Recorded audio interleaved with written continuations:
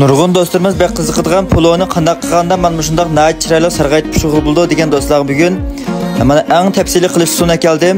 Qilish usulimi nayt oddiy bo'lib, bir qatim ko'rsangiz chuqur o'rganasiz, ham o'rganish boshlaylik ketdik. Avval go'rishni olayli. Puloga go'rish tanlash hammadan muhim. Shunga mening ishlatganim bo'lsa, pichakdanchidan xoli bo'lgan Elnoriniki shalugul go'rchi. Go'rishni 20 minut atrofida issiq suvga chilab qo'yamiz. Orqadan go'sht, piyoz va sabzlarni to'g'rab tayyor qilib olib, bugungi puloni zig'irmaydi deymiz. Ishlatganim bo'lsa, Elnorina xamashani Qozog'istondan import qilib, haqiqiy organik o'lchimida 100% saf holatda ishlab chiqargan zig'irmaya.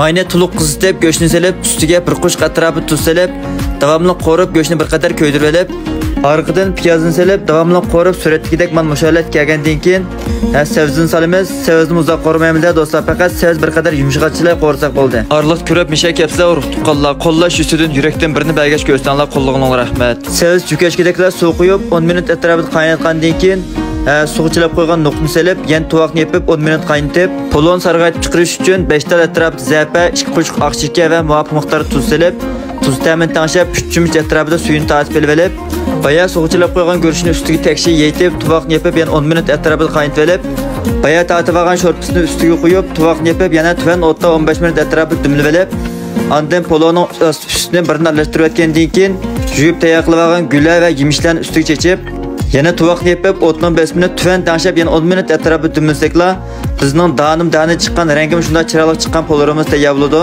Hamza oxirida qo'llash nayt oddiy urug' tuqqanlar. Haqsiz yurakdan birini besib, Piyonlar rayoniga gullarni ko'plab yo'llab qo'ysanglar, buningdan ortiq qo'llash bo'lmaydi. Kelar sani ko'rishaylik, xayr xo'sh.